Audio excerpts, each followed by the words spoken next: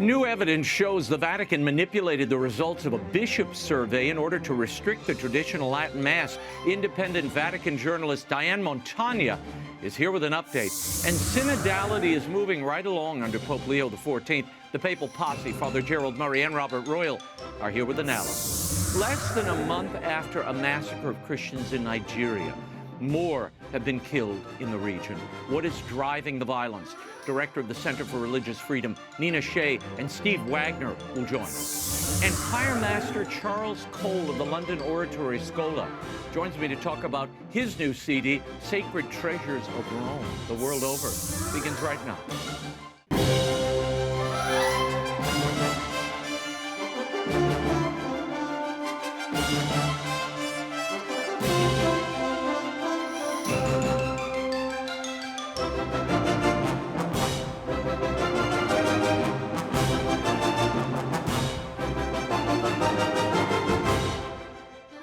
Now, Raymond Arroyo.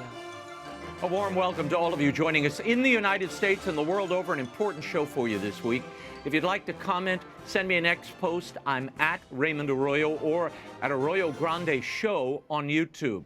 Last week, there were reports of a leaked document that was connected to the reasons why Pope Francis severely limited the traditional Latin Mass. This week, new evidence has come to light that seems to confirm that the Vatican manipulated the results of a survey taken of the world's bishops that, in the Pope's words, Pope Francis's words, compelled him to restrict the ancient form of the Mass. Joining me with an update of her bombshell report is independent Vatican journalist Diane Montagna.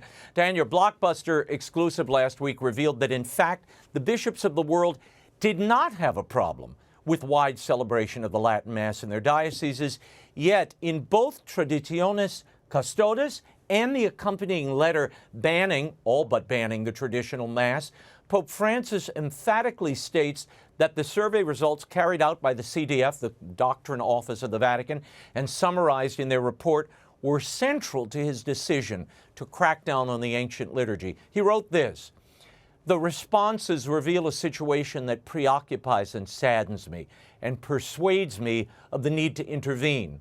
Diane, given what we were told when that document was released and what you found last week, what does this mean for the credibility of the Vatican and its doctrinal office in this matter? And don't they owe the Universal Church an explanation?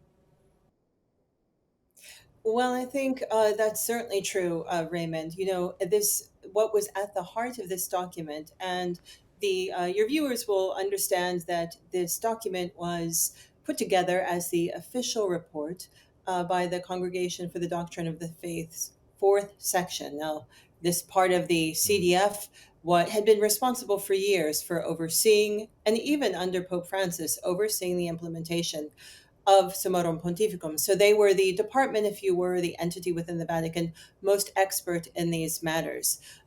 Really at the heart of the report that they developed over those months was what was called an overall assessment. And at the heart of it was that the majority of bishops, contrary to what seemed to be communicated to us in Traditionis Custodes and the accompanying letter, that the majority of bishops thought that it would do more harm than good to make any legislative changes to Summorum Pontificum.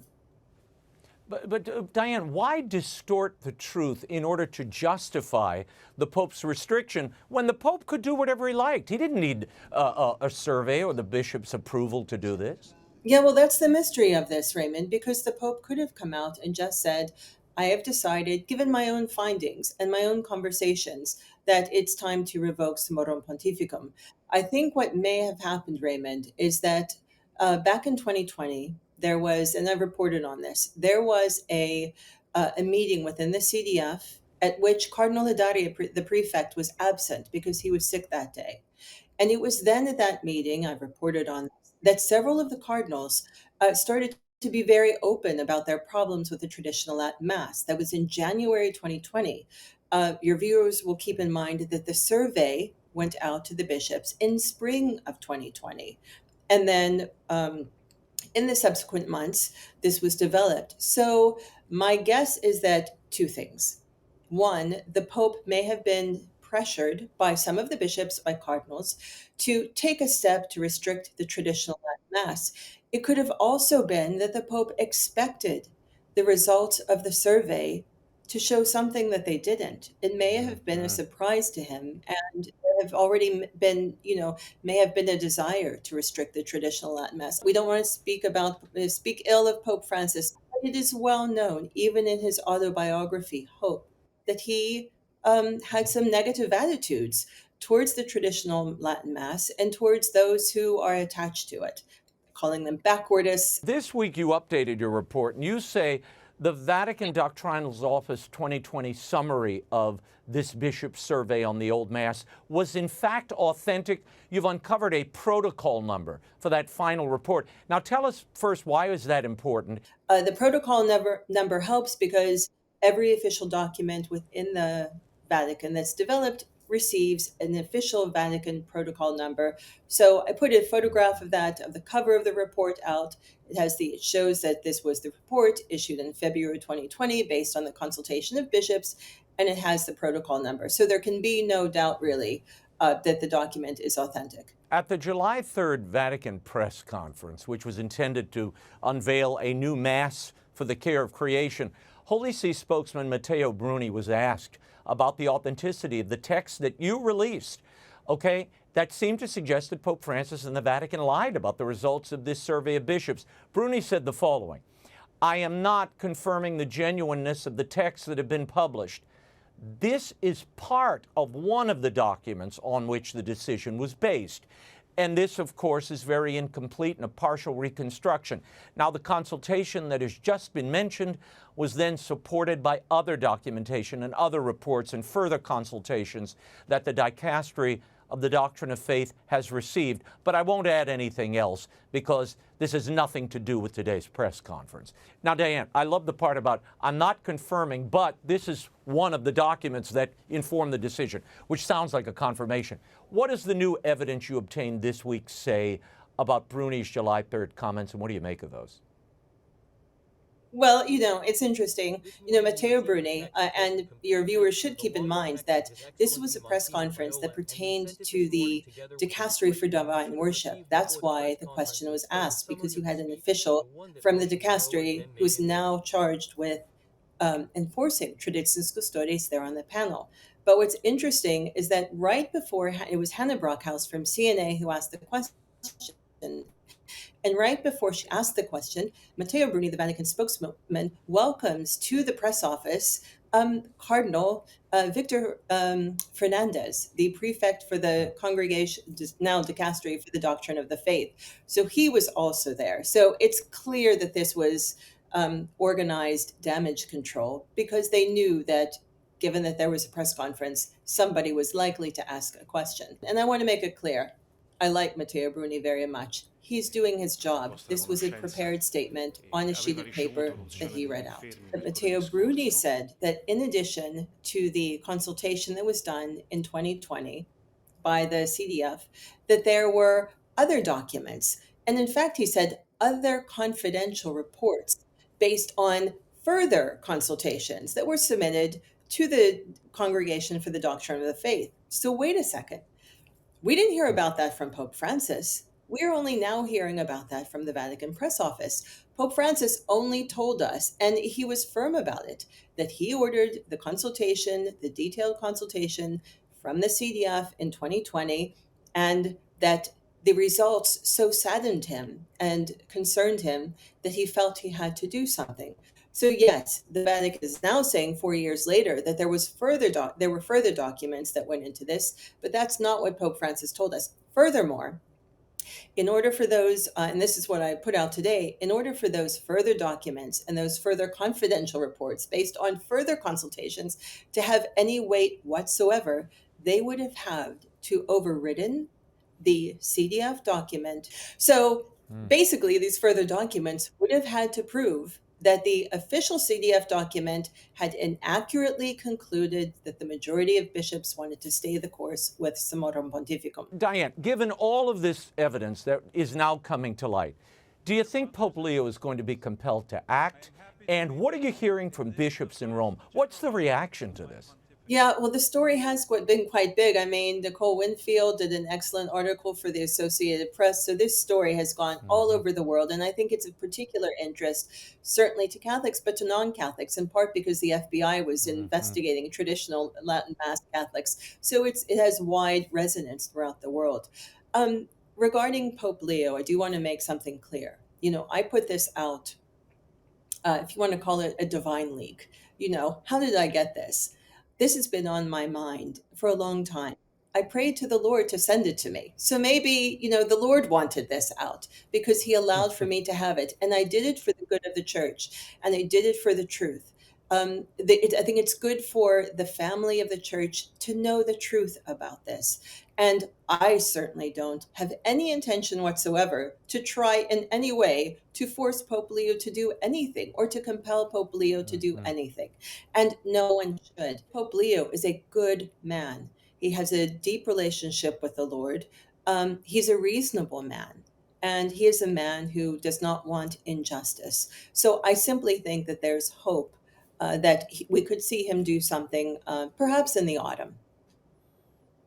Well, we'll keep watching that, and we'll keep watching your reporting. You can follow Diane Montagna on X and dianemontagna.substack.com. Thank you, Diane. We'll talk to you soon. Thanks, Raymond. With reaction to the Latin Mass liturgy controversy and the ongoing push for synodality under Pope Leo, I'm joined by the Papal Posse, editor-in-chief of the CatholicThing.org, Robert Royal, and canon lawyer and priest of the Archdiocese of New York, Father Gerald Murray. Gents, I want to get your reaction to those new developments Diane Montagna brought to us. Father, then Bob, your thoughts on Matteo Bruni's insistence that the leaked document was only one of many pieces of information. As you heard from Diane there, then maybe we need to see more of this. I agree, Raymond. Yes, this press conference response was obviously damage control. It was an attempt to kind of like say, well, what was revealed, not sure if it's true, but if it is, but then on the other hand, it's only partial. No, it was an accurate report of what the bishops told the Holy See. Now, if the Holy See got other information from bishops that contradicts that, then we need to know that, because otherwise we're left with the problem, because Pope Francis said he got the report from the CDF regarding what the bishop said, and it troubled him and saddened him because it revealed great damage being done to the church by the traditional Latin Mass permissions, and that's why he was going to restrict them. So, yeah, this damage control will not solve this issue. If there are other documents that make their case, they need to be made public. Yeah, Bob, Pope Benedict had brought a certain peace to the Valley when he gave wide permission to celebrate the traditional Latin Mass. Summorum Pontificum had calmed the liturgy wars. You had the old rite, you had the new rite. I guess the question is, why did Pope Francis feel that manipulating the truth or lying about this survey was necessary, particularly when he had ultimate authority to do whatever he likes? Yeah, look, it's puzzling, of course, and I think that question that you also asked Diane is the key question here. I think the reason why he would want to do it is he had staked his entire papacy on this idea of synodality, and we know that synodality is a hard thing to define. But if it means anything, it means consulting with one another, listening to one another, respecting one another, getting input from one another, and so. I think when he asked that survey to be done, he thought that what he was going to get back was what he wanted to do, which was to limit the availability of the traditional Latin Mass. That didn't happen. And in fact, if you look at the numbers, as Diane and others have reported, only about 20% of the bishops even bothered to respond. Most of them didn't, they weren't troubled enough or they weren't moved enough even to reply to the Pope. But those 20%, as Diane said, pretty much made it clear that it would produce more harm than good to go on to something else. Now, Leo is really confronted here, and I'm glad Diane used the word justice, because that's the term I would use here, because lots of people have been harmed in their deepest ways of worshiping on Sundays, and they were harmed in a way that was based on untruth. So Leo's got an obligation here. I want to point out that he this past week, he announced, along with further things about what's going on in the the synodal process, that there is going to be a further study group that is going to look at liturgy, and it's supposed to give a report, I think, to him in December. So I think Diane may not be right that we'll get something in the fall. But certainly he's put that on the agenda, perhaps to stimulate a real consultation about where we stand with these two different forms of the Western Rite. And if we get the right people debating that, maybe we'll get some resolution of this injustice. Yeah, well, Father, there's the key question. If you get a balanced consultation, but will we get a balanced consultation? Given the way the synodality, these synod structures have been formed in the past, they kind of got burned early because they brought a wide consultation in and found conflicting voices that said, we don't want to go down this synodal path. Yes, and you'll recall, Raymond, that for the last Synod on Synodality #2 last October, about 10 important topics were taken off the table because they were given to expert committees. And those expert committees, their reports were due in June. Now they're going to be due in December. Two more expert committees, as Bob mentioned, being formed. This kind of is confounding. How can you say we're going to consult the people of God in a synodal setting and then basically turn it over to the in-house experts? And that's what we've gotten here. Who are they? And many of the committees, we do know who's on it, but for instance, the doctrinal committee that's going to consider female diaconate, whether that's acceptable, which it isn't, but that they're looking at it, those committee members, we don't even know who they are. Who is going to pick the people on the liturgy committee? There's another one on canon law that's been formed. So again, we already have a structure of committees. It's called the Roman Curia. Their job is to do all these things that's being repeated by the synodal committees. I hope and pray that this thing gets whittled down because it's spiraling out of control into bureaucratic control of the church. Yeah, well, this is a good segue to synodality remaining a constant in this new pontificate. Some thought it might be dialed down. It doesn't appear that way. The General Secretariat of the Synod issued a new document on the ongoing implementation of the Synod on Synodality this week. And in that document, Pope Leo announced the creation of, as Bob mentioned, yet another study group, this one, quote, on the liturgy in a synodal perspective. Not sure what that means. Also this week it was announced that the deadline for those established synod groups would be extended to the end of the year. Father, what do you think this new study group on the liturgy from a synodal perspective means? And do you agree with Bob? Is this going to be is it an opening to re-examine the liturgy? And if the Pope needed to do that, why does he need to have a study group to do that? He can do that on his own. Well, it's mysterious, that you would have study groups to study matters that were not brought up earlier. The Pope has an interest in them, but why are they in? I guess it means that everything now forward has to be looked at in a synodal perspective, which is, again, a strange thing because what is the synodal church? The church is one holy Catholic and apostolic. Synodality is a minor aspect of how the church governs herself. But now it's become like, a fifth mark of the church. In that document that you referred to that the Synod Committee just issued, it talks about building a synodal church. That's a terrifying statement. We don't build any church. The church is given to us by God. And within the church, we use governing structures which reflect the nature of the church, it's an apostolic church. It's not based on getting all the sheep together and gathering their opinions. It's based on the shepherds conveying the message of Christ. So it's troubling that all of these things are continuing. Bob, we are on this path to not only synodal implementation, but institutionalization of the Synod. Sister Natalie Beckwart, who's the Undersecretary of the General Secretariat of the Synod, flat out said this week, synodality is really Vatican II in bloom, essentially. It's the realization of Vatican II because you just didn't get it. John Paul II and Benedict must have been asleep while, they were attending the council because now we're seeing the real council come forward. It seems this revolution in church decision-making is continuing. Yeah, I think that that's true, and I think that regrettably, Sister Natalie is trying to shoehorn Vatican II, which is it's a controversial Council in many ways, of course. We've been debating it for 60 years. But it is not one simple thing. There are some very good things that have come out of Vatican II, scripture studies and whatnot. There are some other things that are much iffier. And so to try to make it appear as if Vatican II is basically synodality, I don't see this as bearing any relation to reality whatever.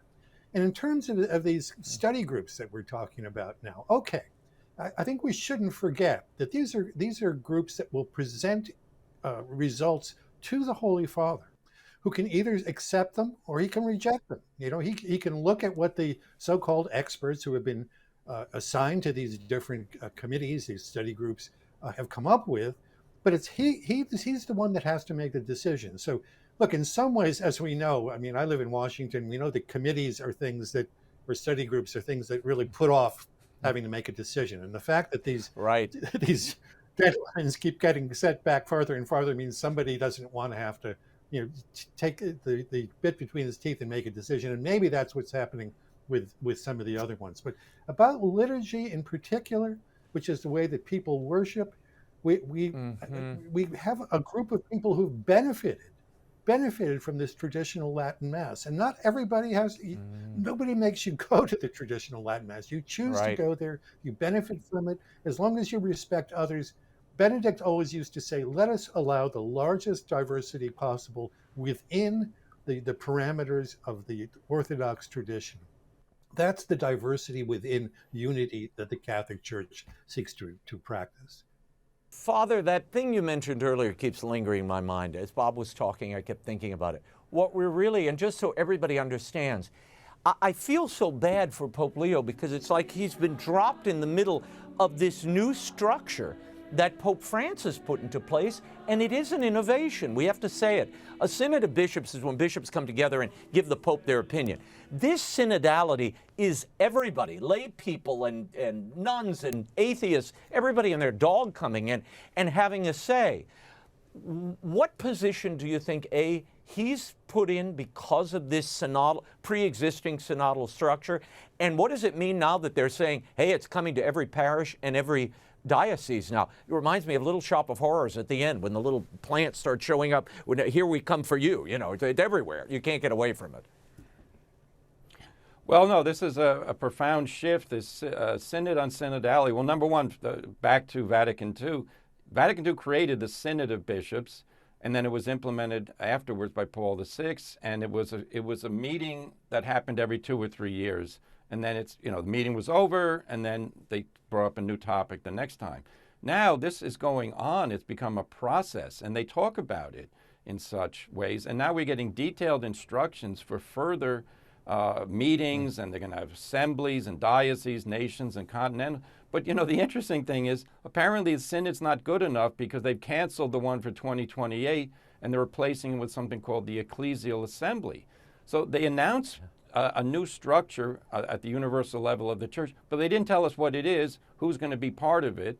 The unofficial word coming here and there as well. It's going to be, similar to assemblies that were held earlier where you got lay people and priests and deacons and bishops and everybody together in a big room. For me, this looks like they're building up to what they would call Vatican III, only they'll call it the real Vatican II, only realize now where lay people are sitting there with bishops making decisions. And this is horrific because it contradicts the hierarchical nature of the church. Now, Pope Leo can define and orient synodality in a proper and orthodox sense if we return to the source, which is Vatican II.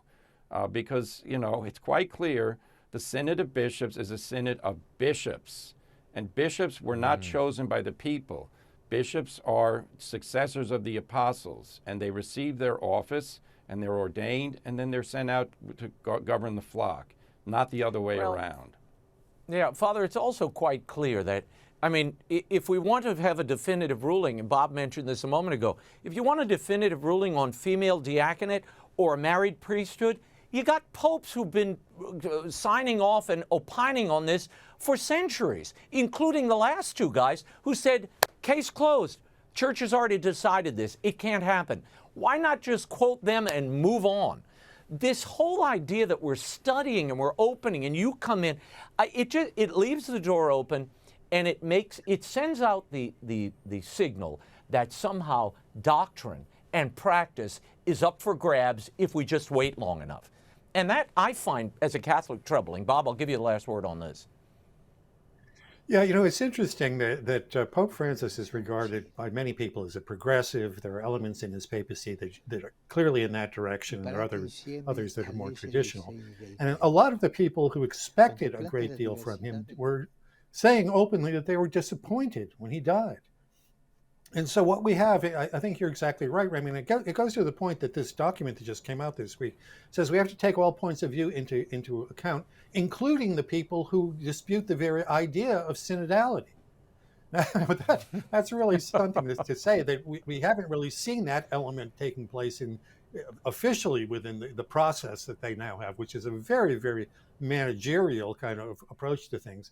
But I'll tell you, my blood ran cold when I read one sentence. It's worth actually looking for this.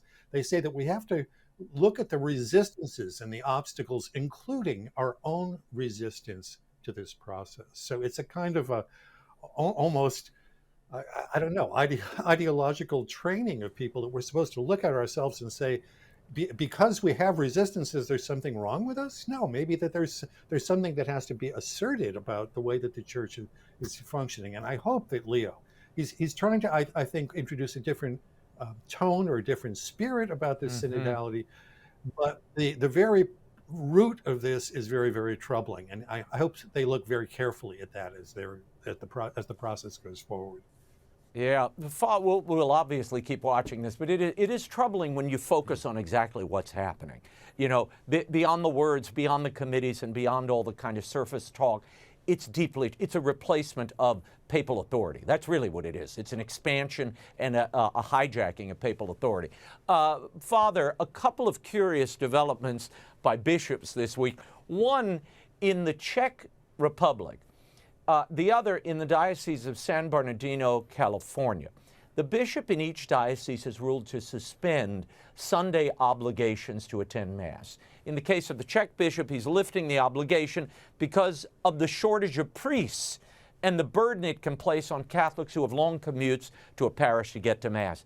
In the case of San Bernardino, Bishop Alberto Rojas has made the decision to dispense the Sunday obligation due to the fear many in his flock have of ICE raids. Bishop Rojas has been a frequent critic of the administration's immigration enforcement methods. And Father, I guess, are these legitimate reasons to suspend obligation or the obligation to attend Sunday Mass? And or is this political grandstanding in a way? In the case of the Czech Republic, there's no need for this because you're only obligated to go to Mass if there's a Mass available for you to go to. There's no obligation. The obligation falls if you can't get to it, and that's up to people to judge. For some people, older folk, having to walk a mile to church, it's impossible, and they just can't do it. No one expects them to go. They're not under that obligation. On the other hand, young people, why not walk the mile instead of, the 30 or 40 yards if you live next door to the church? So that's superfluous, I think. As regards San Bernardino, it's a curious thing that the bishop has done, because law enforcement is not wrong per se. It's not wrong to enforce just laws. So if people are afraid that they're going to be deported because they're illegally in the country and they're the target of an enforcement action, why is that entering into the question of whether they should go to Mass or not on Sunday? People are conscious that they, are subject to law enforcement. The better thing to do is voluntarily surrender and then have an orderly process for their deportation. And that's, people who enter the country illegally, they know when they come in that there's a risk of them getting deported. So it's not like this is an unjust surprise that, being imposed on them. Yeah, Bob, I mean, it begs the question, will suspected mob leaders and celebrities get Mass dispensations too? I mean, they might be harassed or arrested at Mass as well. Where does this end?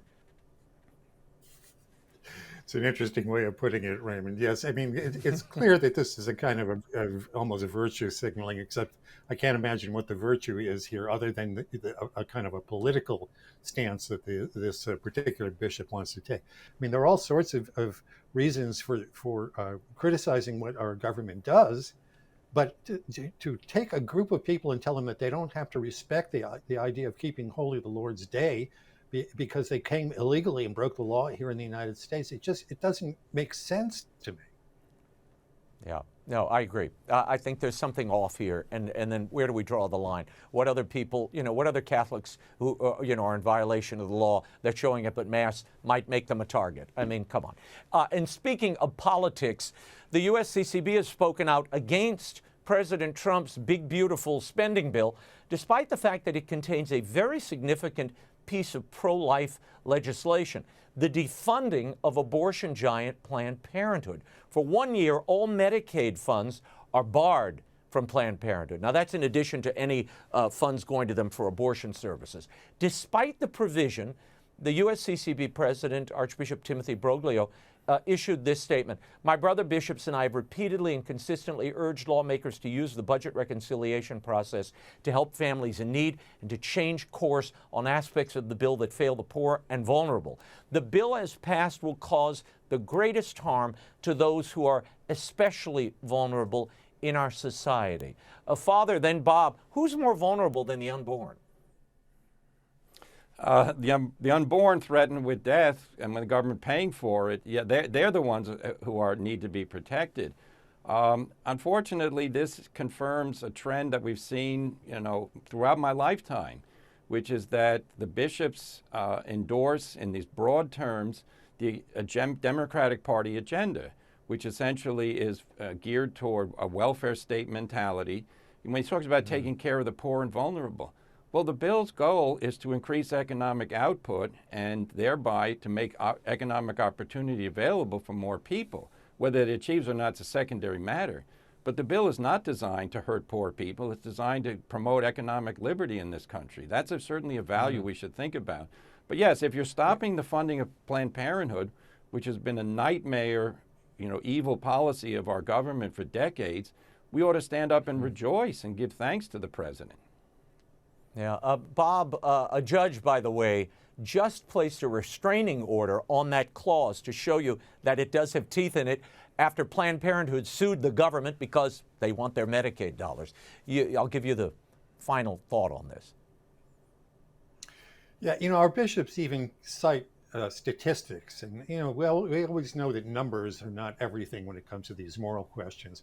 But if you talk about endangering people, that people will die because of cuts, so-called cuts in this big, beautiful bill. And by the way, as we know here in Washington, cuts never mean cuts. And in fact, in this particular case, what it means is that the growth of the spending is going to be slightly less than it would have been otherwise. Now, Father rightly raises this question. There are larger moral questions in here too. I mean, if the financial system, if the economy of the United States tanks because of these tremendous deficits that we're running, then we'll really see some destruction of the poor, because all of our safety net programs and whatnot are going to be in peril as a result of that. And look, the simple matter is, the question of abortion is this: 1 million children, more or less, given the year, are killed every year in the womb because of abortion. There is nothing else like that happens in the United States that is the result of what the government allows to happen or makes happen. Globally, abortion is the #1 cause of death in the world. There's 65 million abortions every year in the world. So if our bishops really wanted to be serious about what the most pressing threat to human life is, it's abortion. There's no debate about this. The numbers confirm it, and everybody knows it. Robert Royal, Father Gerald Murray. We will leave it there. For more commentary from Robert and Father Gerald, visit thecatholicthing.org. And don't miss the Prayerful Posse, dropping Friday on the Arroyo Grande Show YouTube channel or wherever you get your podcasts. We're going to get into the new Mass Pope Leo celebrated this week and some news on those blessings of gay couples by the Church. Don't miss that.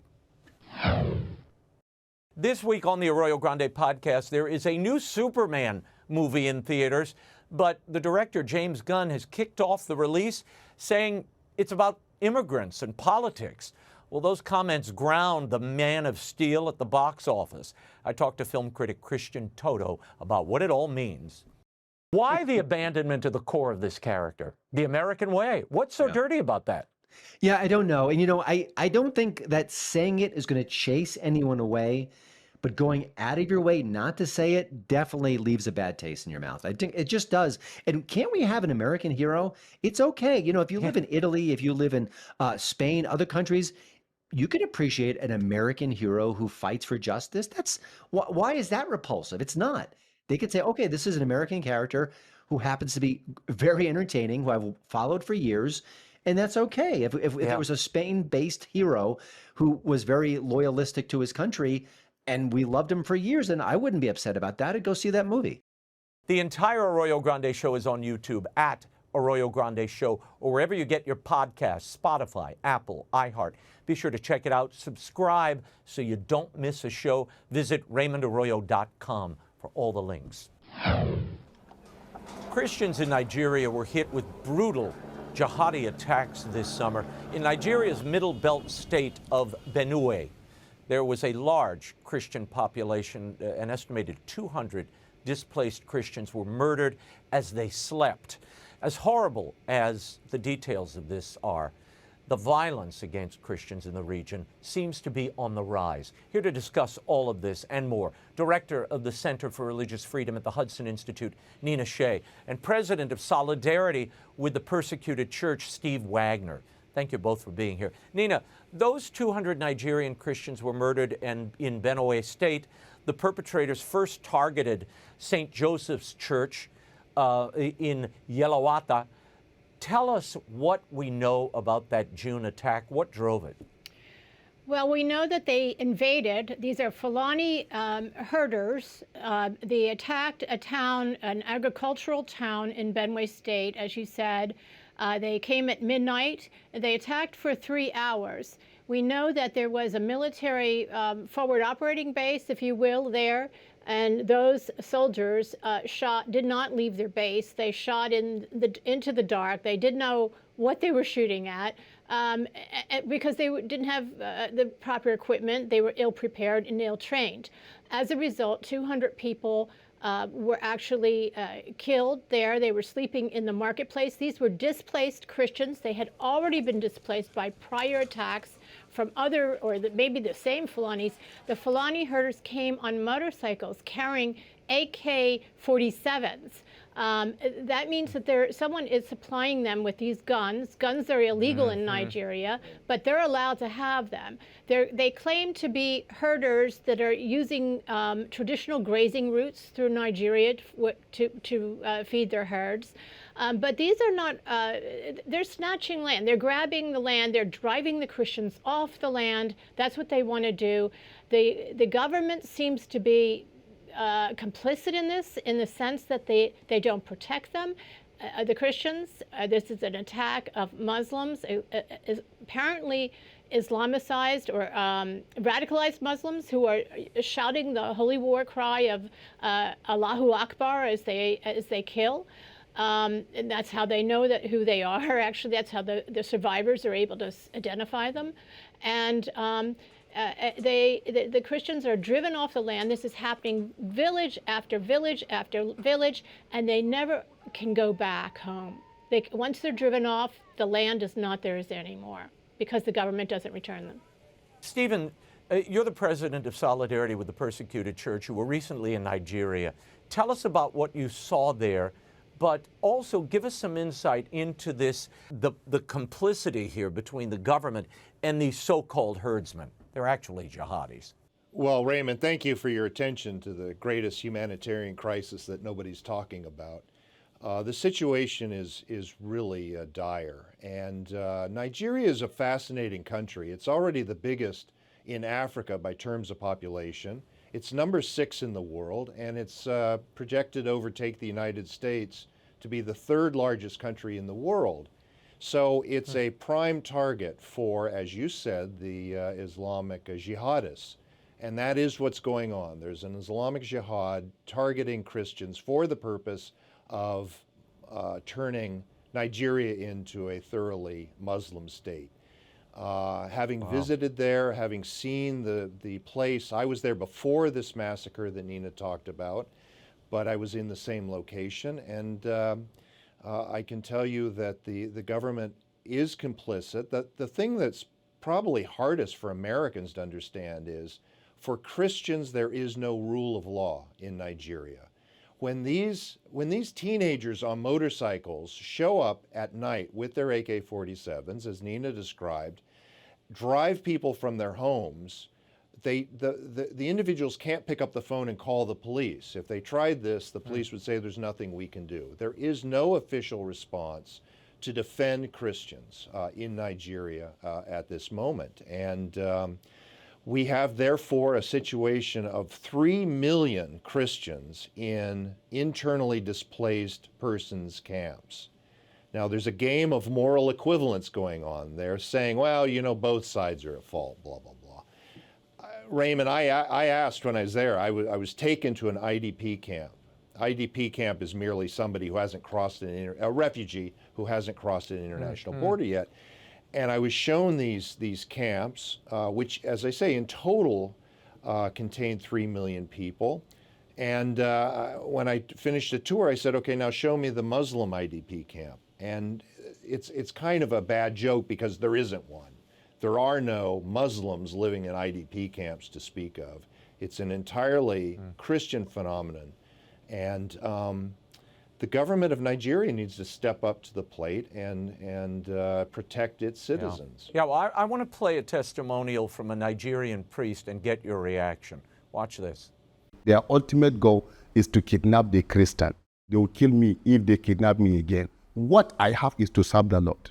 Because of this incident, before I didn't value what I have. I'm hearing a voice. If you deny me in the presence of this, I'll deny you in the presence of my Father. Yes. This kept me from the beginning to the end, and I survived the temptation. So I am very grateful, and I don't afraid of death. As you see me, I don't afraid of, I'm even ready to die. If it is because of Jesus, I'm dying here. Stephen and Nina, tell us about this man, the faith of this priest, and the faith of the Nigerian people. This was Nina, this was a priest up in Kaduna who had been kidnapped, and we recorded the testimony of a number of them, and each one said, I was convinced I was going to die, and I put my faith in the Holy Spirit, and I was saved. That's the inspirational side of this story. We have more martyrs, more Christian martyrs in Nigeria killed each year than in any other country on earth. But the faith is amazing. It's astounding to see. Yeah, and death for religious reasons for these Christians is all around them. It's been going on, Raymond, for decades, and it's accelerating now. It's happening in various states in the country. Now, up in the Northeast, you have the terrorist group, the U.S. designated terrorist groups of ISIS, and Boko Haram, and there are Muslims in those IDP camps up there. But the biggest killer of the Christians now are these Fulani herders, these militias. And as Steve said, the government does not do anything to protect them, to defend them, to prosecute these Fulani murderers. Well, Nina, in your June 30th article for the Hudson Institute, you write, the U.S. government does not acknowledge the Fulani's persecution of millions of Middle Belt Christians. The Biden administration removed Nigeria from the State Department's list of countries of particular concern, the most egregious violators of religious freedom. Where is the Trump administration on this? I know he met this week, the president did, with 5 presidents of various African countries. He's attempting to bring peace, I know, to Congo and Rwanda. What about Nigeria? I don't understand why Nigeria is not on the agenda, because they are the most populous country in Africa. And they're one of the largest, if not the largest economy. It's a very influential, important country, and it's falling really prey to Islamic extremism. We may have a terror state that is enormous. It's going to be an enormous security problem for all of us. And that is what's happening, but it's not acknowledged. The State Department continues the Biden line that this is a result of climate change. If it weren't so utterly tragic and horrifying, it'd be funny, it'd be laughable. This is climate change is causing this. They don't look into the motives of these Fulani or who's funding them, how they're organized, or the impunity that the government is giving them, letting them do what they want with the Christians and taking their land and cleansing them.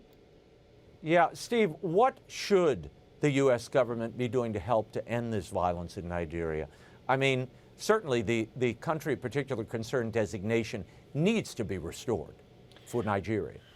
Well, Raymond, as you've seen in a number of cases, the president has a tremendous bully pulpit, as he showed with the president of South Africa, where he very strongly in an Oval Office meeting expressed his dissatisfaction with the humanitarian crisis there. The president ultimately is the one who needs to engage on this issue. I think that American Christians will deeply appreciate him intervening on behalf of our Christian brothers and sisters in Nigeria who are the victims of a systematic persecution that is, as Nina said, being funded and armed by outside elements. So that's the project that we're involved in now. We're trying to get the administration to pay attention to this crisis. And, you know, I believe it's a country hurtling towards civil war, because the Christians in Nigeria are not going to tolerate this for an indefinite period of time. The level of violence that's being perpetrated against them is such that they will react. This is human nature. And so we have an opportunity to intervene and prevent what could be a very, very dire human rights crisis. And Steve, your organization has a petition to try to get the Trump administration to at least designate this as a country of particular concern and protect these Christians. That's right, Raymond. Thank you. Solidarity with the Persecuted Church has a petition, the purpose of which is for the American people to express their opinion to the Trump administration, saying, we would like you to do everything you can to alter the behavior of the government of Nigeria.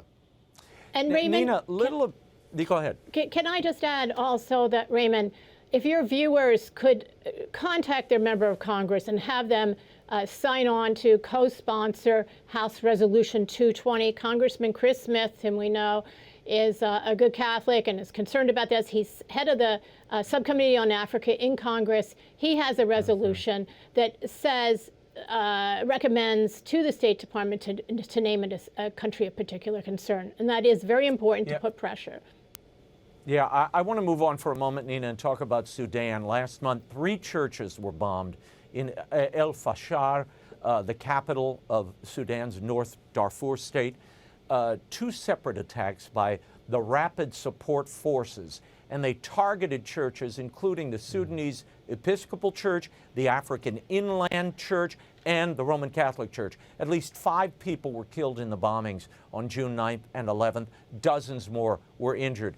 Among those casualties was a priest, a Father Luca Jomo, the parish priest of the Catholic Church in question. Where is the government on this? I mean, the U.S. government officially designated this Rapid Forces group as perpetrators of genocide. Is anything else being done to help these Sudanese Christians? I don't know what is being done, Raymond. It's been about 14 years now since South Sudan, the Republic of South Sudan, was created for this very reason, because there was a genocide going on that was not acknowledged at the time against Christians in South Sudan, in North Sudan against South Sudan. Now it's its own country. The North is a very difficult place for Christians to live in. It's mostly Muslim, and many of them are radicalized. And their own government has basically fallen apart and doesn't have any rule of law or control. And our government is focused on trade, and it's focused on defense, but we really need this third pillar of our foreign policy, which is religious freedom. Yeah, Steve, these human and religious rights need to be tied to any trade deals. And I think for whatever reason, it's not on the radar here, or it's escaping the radar. I'll give you the last word. Yeah, not yet, but what we've seen is the U.S. has tremendous influence through trade. Nigeria is a country that exports a lot of oil. It's extracted by American companies. There's tremendous opportunity for the Trump administration to lay down a marker defining itself as the defender of Christians around the world. Mm-hmm. Nina, Steve, we will leave it there. I thank you for your insights. You can find Nina Shea's reporting on the persecution of Christians worldwide at hudson.org, and follow Steve Wagner's work on behalf of persecuted Christians. He's at solidaritypersecutedchurch.org. Thank you both. He's the director of one of the most prestigious choirs for boys in London, the London Oratory Schola Cantorum Boys Choir. It was founded in 1996. Their voices have graced the soundtracks of Lord of the Rings trilogy, the Harry Potter series. They've just released a brand new CD, a unique collection of sacred music titled Sacred Treasures of Rome. Here to tell us all about the new project and their upcoming U.S. tour that begins next week, Charles Cole. Charles, thanks for being here. 2025 is the 500th anniversary of Palestrina's birth, the greatest polyphonic composer of the Renaissance. Tell us who Palestrina was and why you chose his work as the main focus of this Sacred Treasures of Rome CD. Palestrina's really the man who synthesized the most sublime, fully perfect polyphonic style of the Renaissance. He sort of brought it all together, and he's the name that's most synonymous with the best music of that period. And of course, as you say, he's got this really important milestone this year, 500th anniversary. And it seemed the obvious thing. We wanted to do a new recording, and we decided that we would definitely have some Palestrina on the recording, but we've also included other composers who were working alongside him and in his orbit, and probably in greater awe of him as well, in Rome at the same time. The Palestrina Festival in Grand Rapids, Michigan, I know you all will be singing there. You're touring all over the U.S. And then on July 16th, you'll be singing a pontifical mass at Sacred Heart Church, celebrated by Archbishop Salvatore Cordileone. Tell us a little about the upcoming tour in this special mass and how you sort of laid out this tour. Well, the invitation to sing came from that festival in Grand Rapids. It's an absolutely incredible achievement of that parish. They've put together a really spectacular year-long festival, which involves a choral meditation and then a mass each month. And we are doing the July one, as you say, with Archbishop Cordileone, which is a great honor, and it's nice for us to renew our relationship with him. We've sung with him before, and we've also welcomed him at the London Oratory as well. Charles, tell us about some of the other works on this album, contemporaries of Palestrina, and why those were chosen as part of the CD. Well, I decided to do some research. So I went to Rome last year, and I was digging around trying to find things that I might not otherwise have come across. And what I discovered was quite interesting. There were a number of composers who had great links to St. Philip Neri at the Rome Oratory, which of course was highly significant really for us as a choir, and very, very nice to see this. Palestrina knew St. Philip Neri very well. He actually died in his arms at the end of his life, which is an extraordinary thing. And there's a particular composer, Giovanni Animuccia, who was a priest at it wasn't quite founded as the oratory yet, but in the early days of the oratory, Giovanni Animucci was a priest working with St. Philip, and he was a very, very accomplished composer. But much of his music went missing. And it turned out that the parchment on which it was written was of such value that it was actually sold to a cheesemonger in Rome to wrap cheese. It just seems like a terrible crime, but that music all went missing. But there are pieces scattered around in different libraries, and I found a very beautiful piece which I was able to reconstruct, O Crux Ave Spes Unica, which is very, very beautiful. But there are some other amazing composers on the album too. Probably another really interesting story is the Anerio brothers, Felice and Giovanni. They were very closely linked with St. Philip and the oratory, and their mother actually used to do laundry for St. Philip. So there's a very close-knit connection there. And all of these people are absolutely standout composers, really incredible. I want to give viewers a little taste of what they'll hear on Sacred Treasures of Rome. Take a look.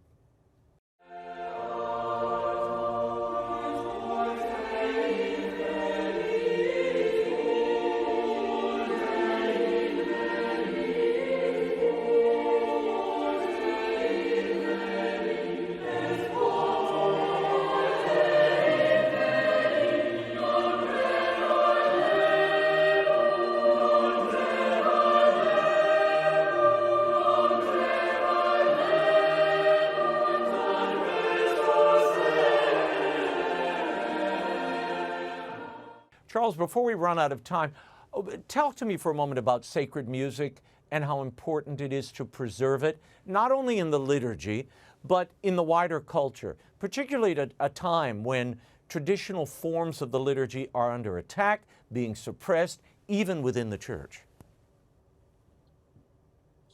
It's such an important thing, this beautiful music, and as you say, it has a very flourishing life outside the church. There are so many commercial groups who go around the world singing concerts and making recordings, and that's absolutely wonderful. And they kind of keep the standards elevated as something that we should all aspire to.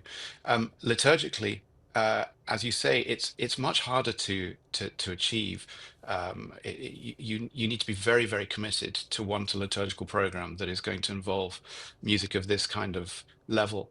But there's lots of encouragement, and Pope Leo himself recently gave a really beautiful address, which I'm sure you'll be aware of, where he was actually launching a set of Vatican stamps honoring Palestrina, and he spoke very movingly about the way the different parts move inside the polyphonic world of Palestrina, and they kind of give way to each other. They come together to create very beautiful moments, and then they move back into their place again. And he was using that as a sort of analogy for what we should do as Christians. So I think that's great encouragement indeed. Well, we will leave it there. Sacred Treasures of Rome by the London Oratory Schola Cantorum Boys Choir is available now at music outlets everywhere and online, including Amazon and Apple Music. For more information on their U.S. tour, beginning on July 16th in Grand Rapids, Michigan, visit londonoratoryschola.com. Thank you, Charles. Thank you. That is all the time we have for now. Be sure to check us out next week. Until then, we'll be scouting the world over for all that is seen and unseen. On behalf of the staff and crew of EWTN News, thank you for watching. I'm Raymond Arroyo. Bye now.